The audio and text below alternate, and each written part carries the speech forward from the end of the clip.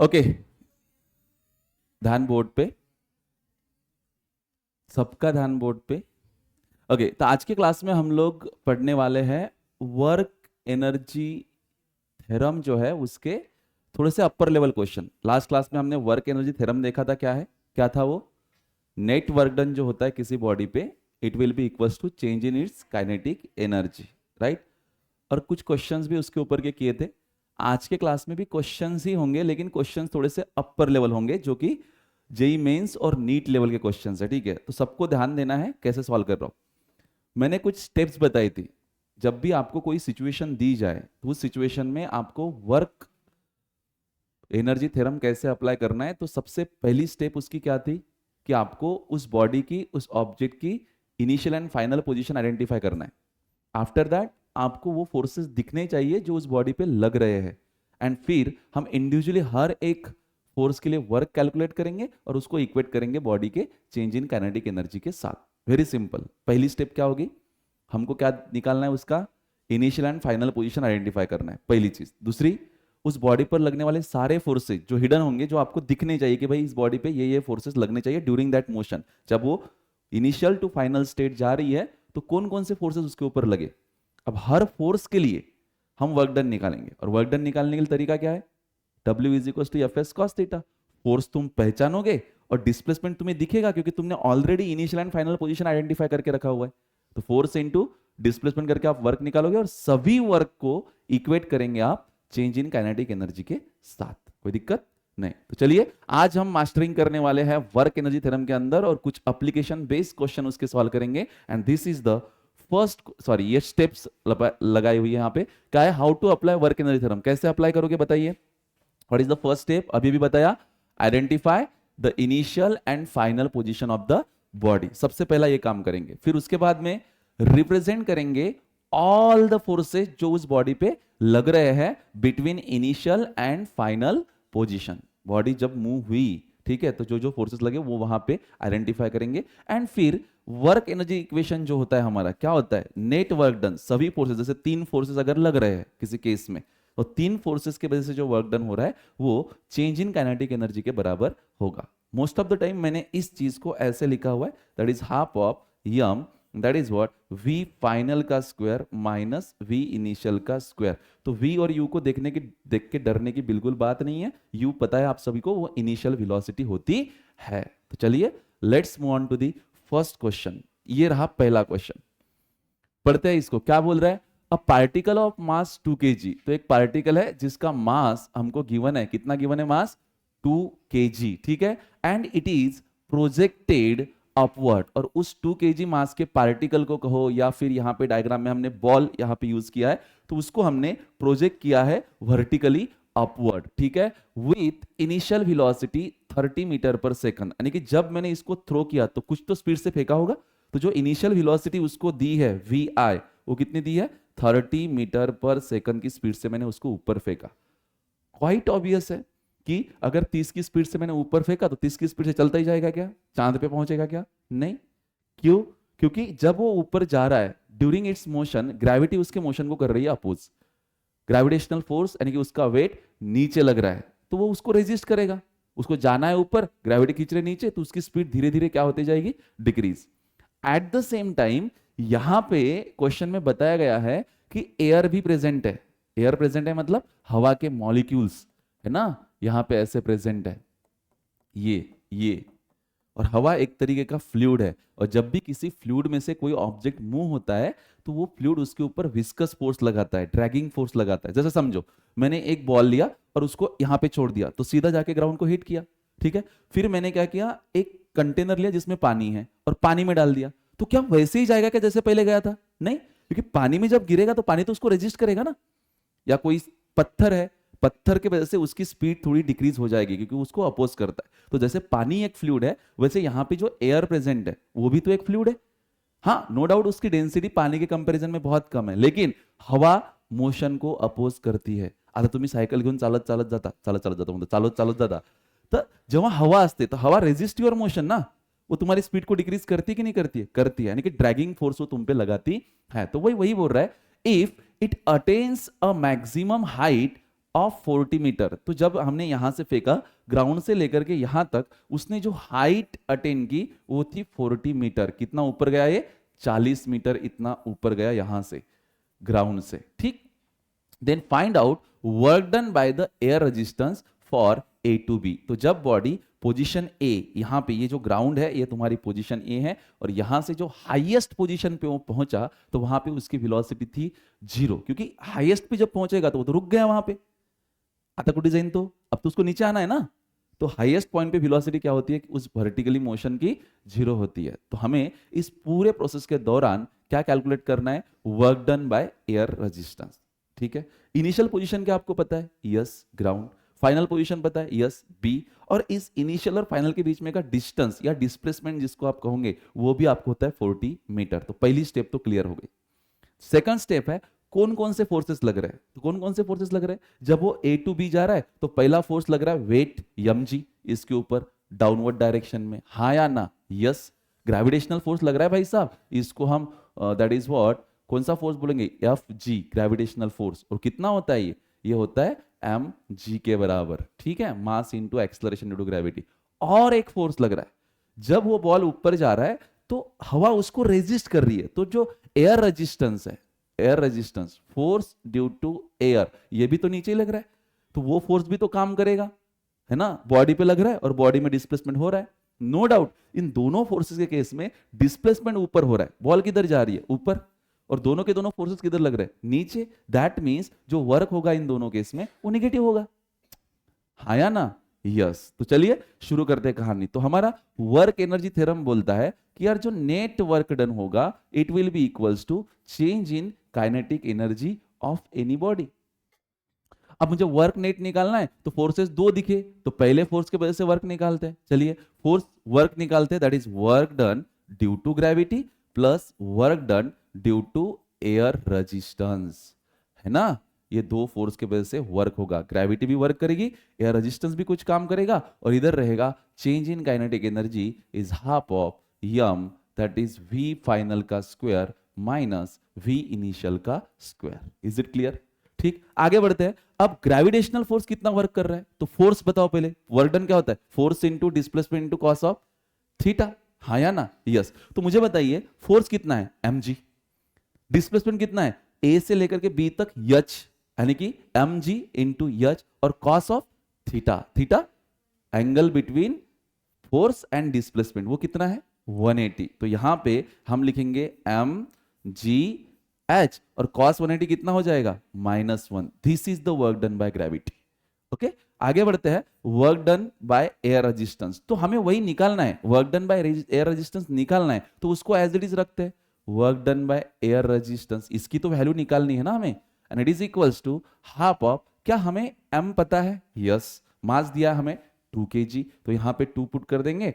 Final velocity कितनी है? जब तुमने थ्रो किया हाईएस्ट पॉइंट पे फाइनल वेलोसिटी है जो कि 0, तो 0 का क्या आएगा? स्क्वायर, माइनस इनिशियल वेलोसिटी है 30, 30 का स्क्वायर होगा 900, ठीक है। तो 30 का स्क्वायर 900, तो यहां पे मैंने 900 डायरेक्टली लिख दिया, या आप एक स्टेप 30 का स्क्वायर लिख सकते हो आप समझने के लिए, ठीक है। अब mg इंटू -1, तो ये हो गया mgh, and it is equals to क्या हो गया? सॉरी, प्लस इसकी वैल्यू पुट कर देते ना, मास कितना? 2, g की वैल्यू कितनी? 10, और ये कितना हो जाएगा? -1, ठीक है, plus work done by air resistance it is equals to, ये 2 के साथ 2 कैंसिल हो जाएगा, 0, तो ये हो जाएगा -900, राइट। मैंने h छोड़ दिया क्या? हाँ, h कितना है बच्चा? h है 40, तो मैं इधर लिख दूं, ठीक, ओके।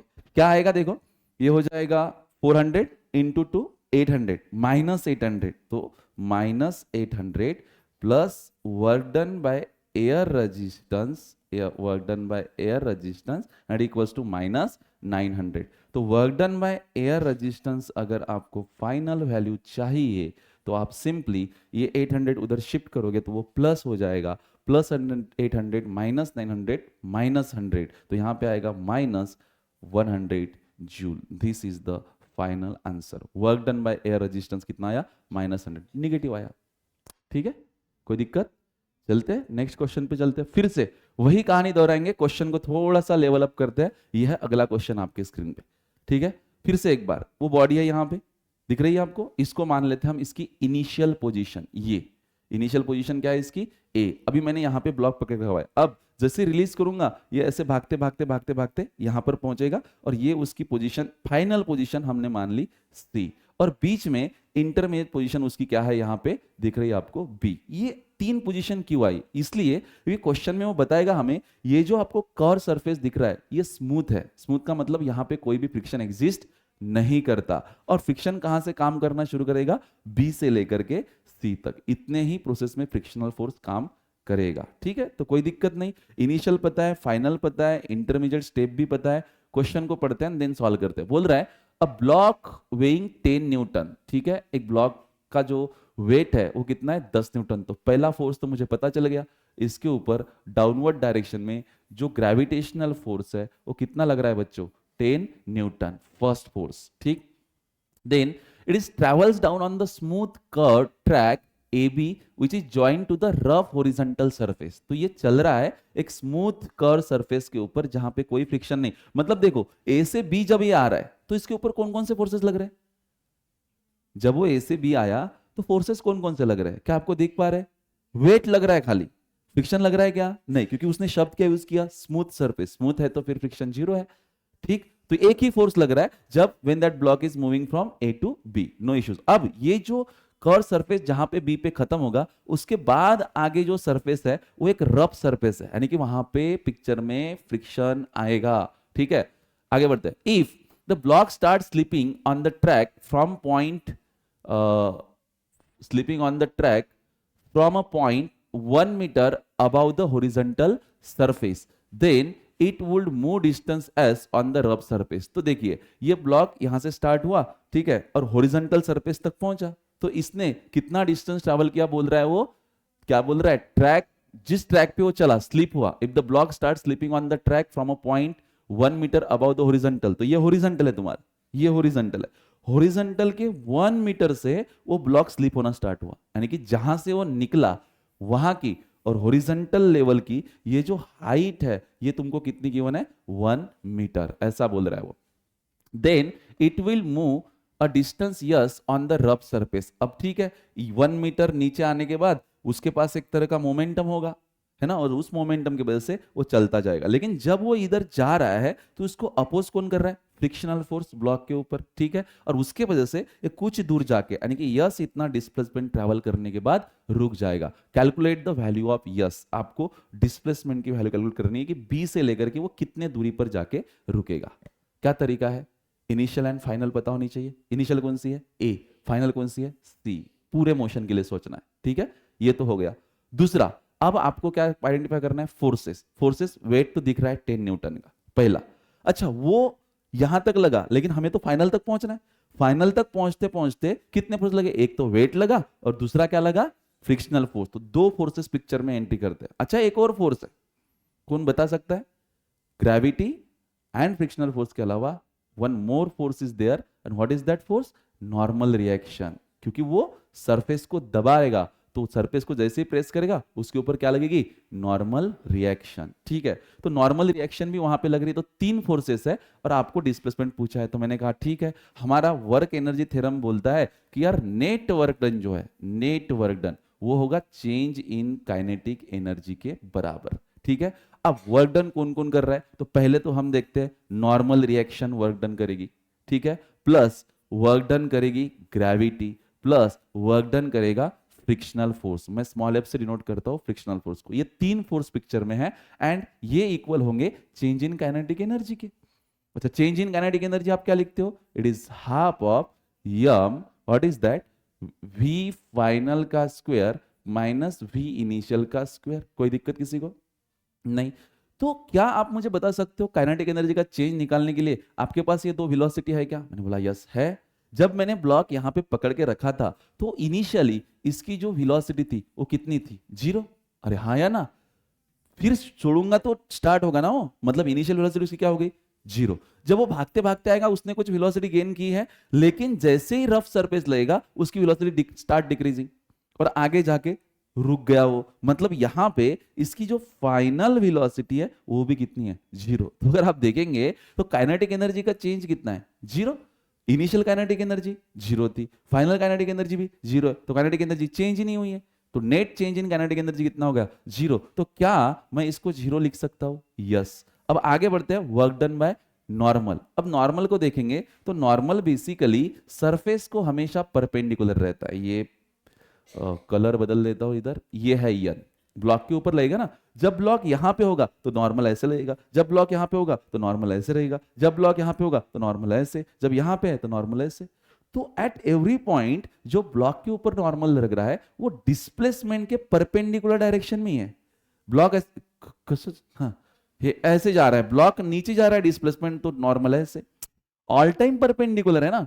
और जब जब कोई फोर्स डिस्प्लेसमेंट को परपेंडिकुलर होता है तो उस फोर्स के वजह से जो वर्क डन होता है उसको हम जीरो लेते हैं। दैट मींस यहां पे वर्क डन बाय नॉर्मल क्या होगा, जीरो, तो मैं इसको जीरो पुट कर दूंगा। उसके बाद में plus work done by gravity. अब ग्रेविटी फोर्स, फोर्स पहले कितना mg, और कितना डिस्प्लेसमेंट किया, मैं बोला था एक जगह पर ब्लॉक कहां से कहीं पर भी आओ उसका डिस्प्लेसमेंट आपको देखना है, ठीक है। तो डिस्प्लेसमेंट ग्रेविटेशनल फोर्स के कारण डिस्प्लेसमेंट उसका वर्टिकली होगा, फोर्स mg है तो वर्टिकल डायरेक्शन में डिस्प्लेसमेंट कितना हुआ है, वर्टिकल डायरेक्शन में डिस्प्लेसमेंट हुआ है h। याद है क्या, ऐसे नहीं नापना है कि ऐसा आला ना, तो ग्रेविटेशनल फोर्स लग रहा ना, जिधर फोर्स है उस फोर्स की वजह से उस डायरेक्शन में डिस्प्लेसमेंट कितना है, उस डायरेक्शन में डिस्प्लेसमेंट खाली h। तो वर्क डन यहां पे गिव टू ग्रेविटी क्या होगा, mgh। आई होप बात समझ में आई। और पहली बात, दूसरी बात कितनी है, क्या में जब फोर्स नीचे लग रहा है तो डिस्प्लेसमेंट भी नीचे ही हो रहा है, तो डायरेक्शन सेम है, तो theta zero cos zero one, इसलिए mgh पॉजिटिव रहेगा।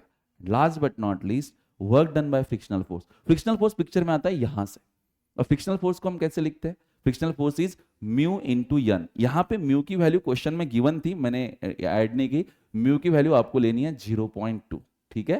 म्यू कितना यूज करना है बच्चों, 0.2, ठीक है। तो जब ये ब्लॉक यहां से भागना शुरू करेगा तो फ्रिक्शनल फोर्स लगेगा। सोच यहां पे ब्लॉक है अभी, ठीक है, यहां पे, तो इसके ऊपर लगने वाला फ्रिक्शनल फोर्स कितना है, और तुझे बताया नहीं काइनेटिक है या स्टैटिक है, वो बताया नहीं, सिर्फ म्यू दिया हुआ है, तो म्यू एन लिख लेने का, ठीक है। तो तू क्या करेगा, फ्रिक्शनल फोर्स, फ्रिक्शनल फोर्स को लिखेगा तो म्यू इनटू एन। क्या बात समझ में आ रही है, ओके। अब ये होगा mgh प्लस म्यू, और एन को हम क्या लिख सकते हैं, एन ऊपर लग रहा है और नीचे कौन लग रहा है, mg, तो m किसके बराबर, mg के, and it is equals to what, zero. तो mgh is equals to mu mg, ये हमारे पास इक्वेशन है, इसको सॉल्व करते हैं। अभी हमारे पास है mgh plus mu mg and it is equals to what, zero. क्या कैलकुलेट के लिए करने के लिए बोला है आपको, डिस्प्लेसमेंट, ठीक है। अच्छा सॉरी, म्यू mg निकाल सकते हैं, लेकिन हम क्या करेंगे, हमने सिर्फ फोर्स लिया ना, मैंने क्या लिया देखो, what is work done due to frictional force, mu into N, mu into N is force only ना, डिस्प्लेसमेंट भी तो लेना पड़ेगा, तो डिस्प्लेसमेंट कहां से कहा, बी टू सी, तो मल्टीप्लाई में कौन आएगा यहाँ पे, यस।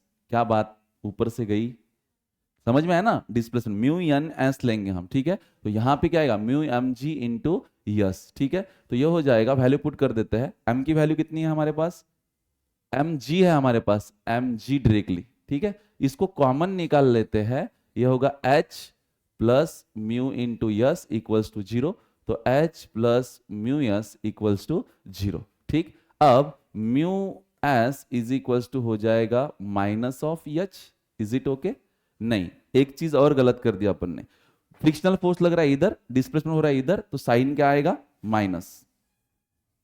यहां से शुरू करते हैं कहानी, minus mu N s equals to zero, तो फिर ये हो जाएगा equals to mu N S, ठीक। तो आ जाए बोलने को मैट, ये होगा mu M G into s, M G के साथ कैंसिल हो जाएगा, तो displacement H is equal to H upon mu, खत्म। This is the final answer. Values अगर है तो पुट कर दो, एच कितना है तुम्हारे पास 1, और म्यू कितना है तुम्हारे पास 0.2, ठीक है। तो 0.2 का मतलब कितना होता है 1/5, तो 1/1/5 इज 5, तो डिस्प्लेसमेंट होगा 5 मीटर। और यहाँ पे यस एस के साथ, ठीक है। क्या आप बात समझ में आ गई क्या, हमने क्या किया था, यहाँ पे माइनस साइन लेना चाहिए था, बिकॉज तुम्हारा फ्रिक्शनल फोर्स इधर लग रहा है और बॉडी का डिस्प्लेसमेंट यहां से यहां हो रहा है। ठीक है, दोनों चीजें समझ में आ गई। नेक्स्ट क्वेश्चन पे चलते हैं। चलिए, अगला क्वेश्चन आपके स्क्रीन पे ये रहा, this is the next one. चलो, क्या है, क्या करना है, पहले क्वेश्चन पढ़ते हैं। If first half part of incline plane is smooth, देखिए हमारा तुझा डायलॉग पट नहीं वाटते, ये हमारा इंक्लाइन सरफेस है, और इंक्लाइन सरफेस का हाफ पार्ट, जैसे यहां से ऊपर की अगर बात करेंगे तो वो सरफेस कैसा है, स्मूथ है, यानी कि वहां पे फ्रिक्शन एग्जिस्ट करेगा नहीं। ठीक है, smooth, and next half part is mu, and the block start from rest and again comes to rest. Obviously वहां से जब वो निकला इनिशियली, तो इसकी इनिशियल वेलोसिटी क्या थी बच्चों, 0 थी। तो आया आया आया, फिर फ्रिक्शनल फोर्स ने उसको अपोज किया, तो उसकी फाइनल वेलोसिटी भी क्या हो गई, यहाँ पे 0 हो गई। तो चेंज इन काइनेटिक एनर्जी आप 0 लेंगे, half of m in bracket v up square minus v I square, जो उसकी वैल्यू आपको 0 लेनी है। ठीक है, अब आपको सोचना है इनिशियल फाइनल डिस्प्लेसमेंट, तो आपको पता चल गया कि ये यस इतना डिस्प्लेसमेंट इसका हुआ होगा। ठीक है, बोल रहा है come to rest before reaching at the bottom of the incline, then find mu of the rough part। अगर ये रफ सरफेस है, मान लेते हैं इसका कोएफिशिएंट ऑफ फ्रिक्शन कितना है, म्यू, इस म्यू की वैल्यू आपको कैलकुलेट करनी है। कैसे करेंगे सॉल्व, वैसे ही जैसे अब तक करते आ रहे, वर्क नेट, यानी कि नेट वर्क डन, ये किसके बराबर होगा guys, it will be equals to change in kinetic energy. We all know that work net is what, सभी फोर्सेस के वजह से वर्क होगा। तो कौन कौन से फोर्सेस है यहाँ पे, उनको देखो पहले। सबसे पहला फोर्स, इसका वेट, इस ब्लॉक का वेट जो डाउनवर्ड डायरेक्शन लग रहा है, और वो कितना है, mg, पहला फोर्स। ठीक है, दूसरा फोर्स इसके ऊपर लग रहा है, that is what, normal reaction, and it is N. Correct है ना, ये हमने किया था, ऐसे क्वेश्चन सॉल्व किए थे अगर आपको याद है तो। और ये एंगल अगर थीटा है, तो ऑब्वियसली ये एंगल भी क्या होगा तुम्हारा, थीटा। तो ये वाला एंगल कहलाएगा आपका 90 माइनस थीटा, जरूरत पड़ी तो यूज करेंगे हम इसको। ठीक है, और तुम्हारे डिस्प्लेसमेंट की डायरेक्शन ये वाली है, इधर इधर डिस्प्लेस हो रहा है वो ब्लॉक। ठीक, तो पहला फोर्स mg, दूसरा फोर्स नॉर्मल रिएक्शन, और during initial to final position picture में और एक फोर्स आता है, and that force is what, frictional force. और ये फ्रिक्शनल फोर्स कितना होगा, ये फ्रिक्शनल फोर्स अपोजिट डायरेक्शन में लगता है, ये कितना होगा, हाँ कितना होगा, इट इज व्हाट, ये होगा हमारा एक कंपोनेंट जो इस हाँ सीधा कर सकते हो आप, यहाँ पे हमने दिखा देते, जब ये रफ सरफेस होता था तो दिखा देते यहाँ पे, समझ लगा कितनी हुआ, दो, that is friction force mu into N, और यन का वो वाला कंपोनेंट जो इधर लग रहा है वो कौन सा था, mg cos थीटा। अगर आपको याद है तो वो वाला कंपोनेंट मतलब बेसिकली यन का, वो यन को बैलेंस करने वाली वैल्यू। ठीक है, मैं इधर फोर्सेस निकाल देता हूं आपको। सबसे पहले जब आप ग्रेविटी की वजह से वेट निकालेंगे, फिर आप वेट ड्यू टू नॉर्मल निकालेंगे, और फिर weight due to frictional force निकालेंगे। तो वेट नहीं, sorry, work due to frictional force निकालेंगे। तो work due to frictional force क्या होगा, frictional force into displacement. Frictional force क्या होता है तुम्हारा, म्यू इनटू यन, ये फ्रिक्शनल फोर्स हो गया। और डिस्प्लेसमेंट कितना हुआ, डिस्प्लेसमेंट हुआ यहां से लेकर के यहां तक। ठीक है, तो अपन क्या करते हैं, उसने क्या पूछा है अपने को, देन द म्यू।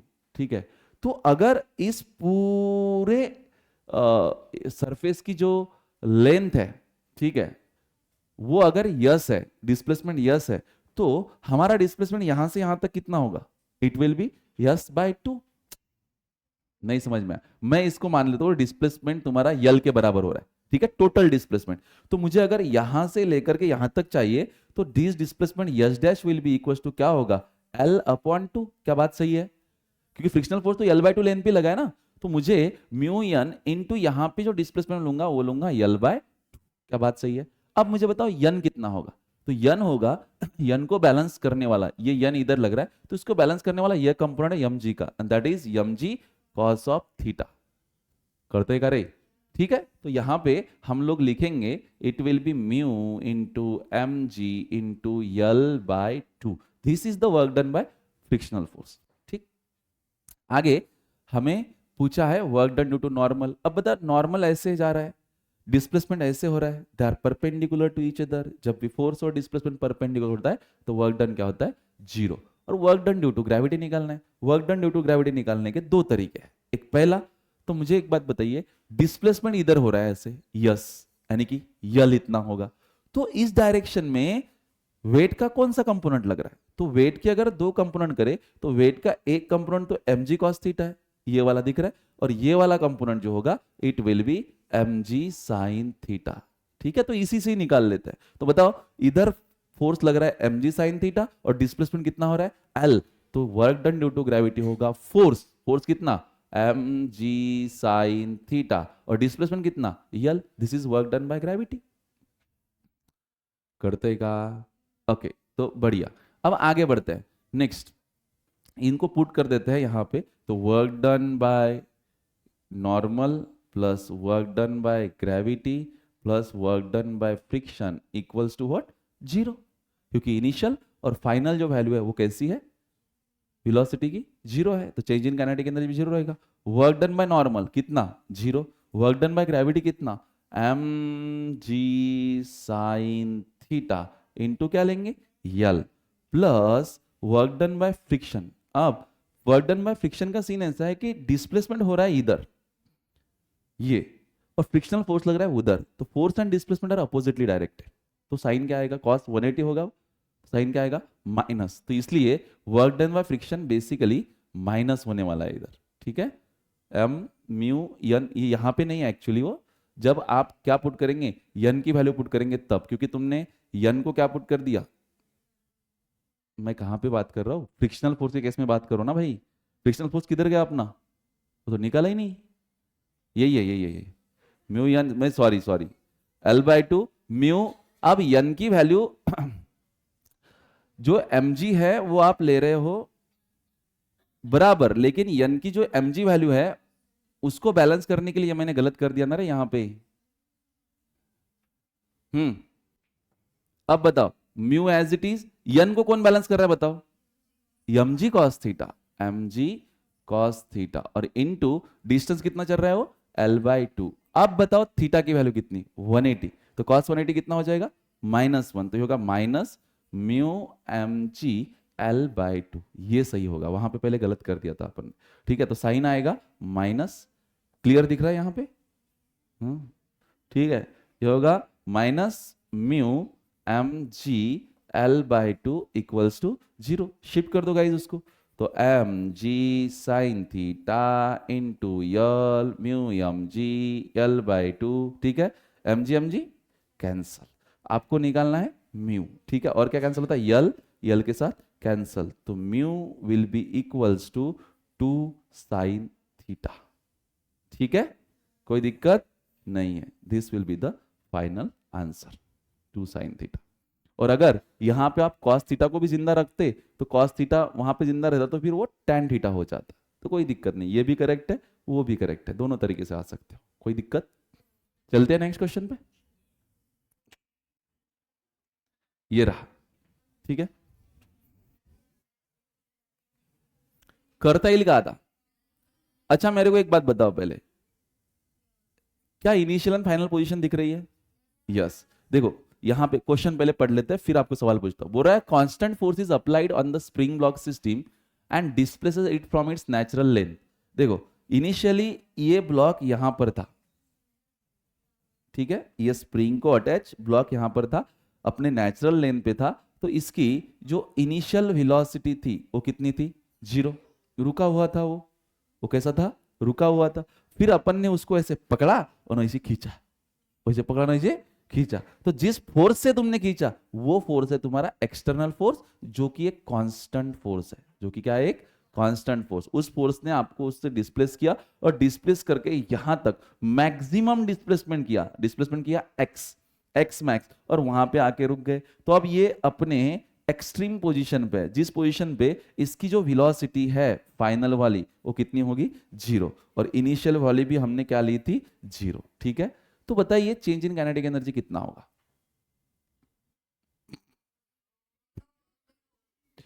अरे बा पहिले 0 होती नंतरही 0 आहे, तर चेंज बी किती झाला, 0। मी पहिलेही गरीब होतो आताही गरीब आहे, तर चेंज इन परिस्थिती काय झाली, 0, गरीब नाही 0, परिस्थितीचा चेंज विचारला ना, काय की भिकारी म्हणून, भिकारी म्हणून। ठीक आहे, इथपर्यंत काही अडचण आहे का? नाही. आता आपल्याला दिसायला पाहिजे, इनिशियल भी माहित आहे, फायनल भी माहित आहे, इनिशियल व्हेलॉसिटी माहित आहे, फायनल व्हेलॉसिटी माहित आहे, पहिली स्टेप खतम. दुसरी स्टेप, कोणते कोणते फोर्सेस लागून झाले ब्लॉक वरती? सगळ्यात पहिले तर एक्सटर्नल फोर्स लागू राहिला, एफ एक्सटर्नल, बरोबर आहे ना? काही फोर्सनं ओढलं त्याला, एक फोर्स, ठीक आहे, आणि त्यानं त्याला डिस्प्लेसमेंट किती केलं? एक्स. तर त्या फोर्सची डायरेक्शन डिस्प्लेसमेंट डायरेक्शन सेम, तो फोर्स इंटू डिस्प्लेसमेंट, मतलब F external into x, this is the work done by external force. अरे अच्छा, दूसरा फोर्स बताइए कौन सा है? Spring force.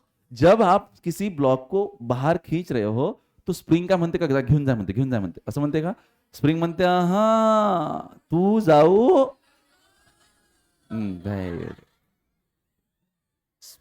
स्प्रिंग म्हणते ओके. तुम्ही तर असे म्हणून जसं की मी म्हणून राहिलो. स्प्रिंग म्हणते की त्या ब्लॉकला की तू जाऊ नको, तर स्प्रिंग कोणत्या दिशेने लागेल? अपोजिट डायरेक्शन में. This is what? फोर्स है, और इसको बोलेंगे हम स्प्रिंग फोर्स. कौन सा फोर्स बोलेंगे? Spring force. अब बता, स्प्रिंग फोर्स लग रहा है इधर, स्टिल डिस्प्लेसमेंट उसके अपोजिट डायरेक्शन में हो रहा है, डिस्प्लेसमेंट हो रहा है x, spring force opposite direction में, तो साइन वर्क डन कितना आएगा? It will B force F S F, दूसरा डिस्प्लेसमेंट एक्स, और थीटा 180, मतलब कितना होगा? -1. Good, okay. क्या और कोई फोर्स है वहां पे जो लग रहा है? दो फोर्स तो दिखे हम लोगों को. कौन सा? नॉर्मल रिएक्शन है ना. तो नॉर्मल रिएक्शन किधर लगी? उसके ऊपर, ऊपर. तो टोटल 3 फोर्स लग रहे हैं, और अपने जॉनर में हम इसको सॉल्व करेंगे. नेट, तो लाइट बंद करना भाई. तुला कालचा युट्यूबवरचा व्हिडिओ पाहिला नाही वाटतं आपला? त्याच्यावर चमकत जाईन तो. हा, तो नाही, तोही बंद कर करणं. ओके, दरवाजाही बंद करून टाक. ठीक आहे, कर भाऊ, बाई कर बरं चोपडे. तो नाही चमकत ना रे. हा, त्याचं जाऊ दे, तू काही नको लावत जाऊ. तुझं सर बोट चमकू राहिला, चमकू राहिला, काहीच दिसून नाही राहिले. दुसऱ्याचं कधी चांगलं पाहिलं? Okay, work net is equal to, इतरांचा नेहमी चांगला विचार करावा. Work net is equal to change in time, change in kinetic energy. ठीक है, तो चलिए बताइए कौन कौन से फोर्स थे. तो पहले तो हम लेते हैं work done due to normal, work done due to normal. ठीक है, उसके बाद में plus work done due to, कौन लगा था वहां पे? ग्रेविटेशनल. वर्क डन कौन सा? ग्रेविटी भी तो है वहां पे, वेट भी तो है. ठीक है, उसके बाद में work done due to external force, जो एक्सटर्नल फोर्स तुमने लगाया था. ठीक है, then work done due to spring force, and it equals to change in kinetic energy, जो तो जीरो ही होने वाली है. चलो, नॉर्मल, नॉर्मल डिस्प्लेस हो रहा है ब्लॉक इधर, नॉर्मल लग रही है उसको परपेंडिकुलर, मतलब वर्क डन बाय नॉर्मल तो क्या हो जाएगा? 0, plus work done by gravity 0, क्योंकि ग्रेविटी लग रही है नीचे, डिस्प्लेस हो रहा है बाजू में, तो they are perpendicular to each other, तो work done due to gravity भी क्या हो गई? 0. उसके बाद में work done by external force, क्या है? External force. अब work done by external force है, तो ये फोर्स है, और डिस्प्लेसमेंट कितना किया उसने? x, तो हम लिखेंगे that is force external into displacement है x मैक्स. डिस्प्लेसमेंट कितना है उसका? x max. प्लस अब बात करते हैं स्प्रिंग फोर्स की. ठीक है, माइनस आएगा, राइट? माइनस आएगा, लेकिन प्रॉब्लम यह है कि अगर मैं इसको ऐसे लिखता हूं, कैसे? सोचो, मैंने इसको लिखा कि भाई that force F S F minus force F S F into displacement, sign तो माइनस लिया मैंने. इसमें दिक्कत यह है कि फोर्स इंटू डिस्प्लेसमेंट तो लिया, लेकिन मुझे उसने क्या निकालने को बोला है? के. और व्हाट इज के? के is called a spring constant. तो गाइस, जब भी आपके पास कोई स्प्रिंग हो, जब भी आपके पास कोई स्प्रिंग हो, ठीक है, ये मान लीजिए स्प्रिंग है, ये इसको अटैच किया हुआ एक ब्लॉक, और अगर आप इस ब्लॉक को यहां से यहां तक डिस्प्लेस करते हो एक्स डिस्टेंस तक, ठीक है, तो ये ब्लॉक यहां पे आ जाएगा. तुमने फोर्स अप्लाई करके इसको डिस्प्लेस किया, मतलब आपने कुछ वर्क किया, और जो वर्क है वो स्प्रिंग के अंदर स्टोर्ड होता है in the form of potential energy. और स्प्रिंग की जो पोटेंशियल एनर्जी होती है वो होती है हाफ ऑफ के एक्स का स्क्वायर। कितनी होती है? हाफ ऑफ के एक्स का स्क्वायर। लेकिन यहाँ पे डिस्प्लेसमेंट तुमने इधर किया है, फोर्स तुम्हारा इधर लग रहा है, तो ये जो वर्क डन होता है ये निगेटिव होता है। वर्क डन ही तुम्हारी पोटेंशियल एनर्जी होती है, and that is half of K x square. I repeat, एक बार फिर से समझिएगा मैं क्या बोल रहा हूं। जब भी आप स्प्रिंग को एक्स डिस्टेंस से डिस्प्लेस करते हो तो उसमें कितना वर्क डन होता है? Minus half of K x square. ठीक है, स्प्रिंग का सीन है ये। ठीक है, ओके। तो चलिए यहां पे हम work done due to spring force लिखेंगे तो क्या आएगा? Minus half of K X max का square, and it is equals to कितना आएगा? 0। अब इसको शिफ्ट कर दो उधर, शिफ्ट करेंगे तो क्या हो जाएगा? इट विल बी, हमें निकालना है के, तो half of K X max का square equals to F external into x max. एक एक्स मैक्स साथ क्या हो जाएगा? कैंसल हो जाएगा। तो आपको के की वैल्यू मिल जाएगी 2 times of F external divided by x max. This is the final answer. ये आपको मिला की। कळतंय का? ओके, अगले क्वेश्चन पे मूव ऑन करता। This is the next question. Time झाला? क्वेश्चन भी झाला समजा। If the truck start from rest with constant acceleration a naught, find the maximum elongation in the spring of spring constant k. Truck दिसला का तुम्हाला? Truck पाला? Truck, okay. तो ये ट्रक है। इनिशियली क्या था? क्या मले म्हणून राहिले तुम्ही?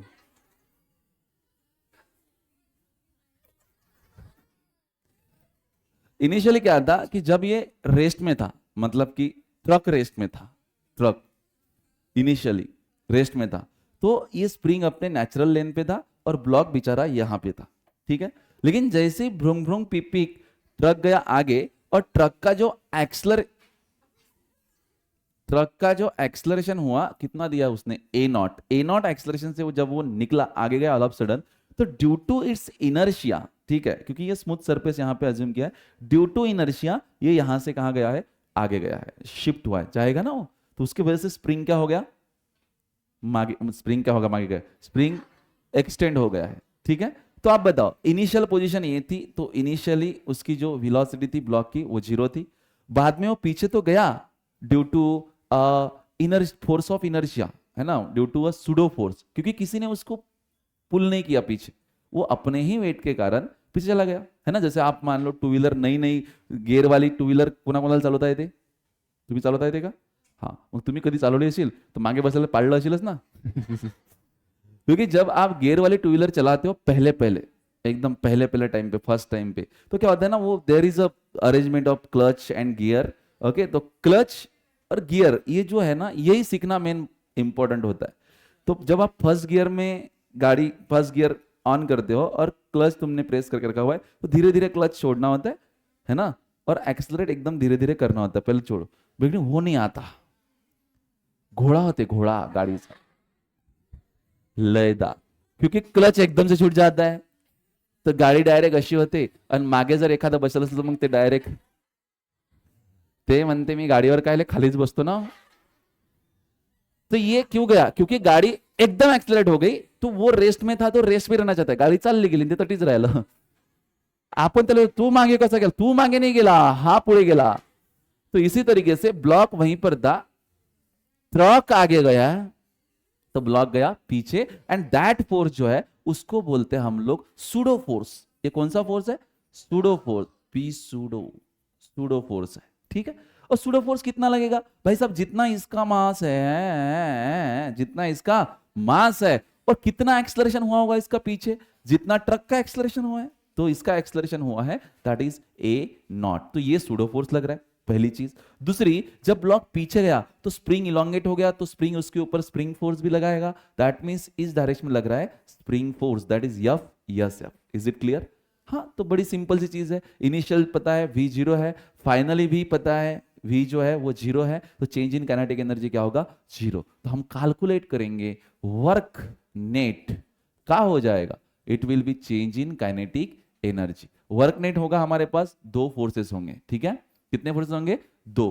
कौन कौन से? वैसे तो नॉर्मल रिएक्शन वेट उनके वजह से जीरो हो गया, ठीक है। फ्रिक्शन यहां पे हम कंसिडर नहीं कर रहे, तो क्या होगा बताइए, work done due to spring force plus work done due to pseudo force. हाँ दे दिले, पेन दे पहले। Zero. Work done due to spring force मैंने बताया था, क्या था, ये डिस्प्लेसमेंट इधर हुआ है ना, इस डायरेक्शन में स्प्रिंग फोर्स इधर लग रहा है, तो it is minus half of के, कितना हुआ, एक्स मैक्स का स्क्वायर, एंड सूडो फोर्स, अच्छा डिस्प्लेसमेंट भी इधर हुआ और फोर्स भी उधर ही है, तो ये हो जाएगा force that is pseudo force और into x max, it is equals to zero. ठीक है, आपको के कैलकुलेट करना है, ठीक, आगे सॉल्व करते हैं।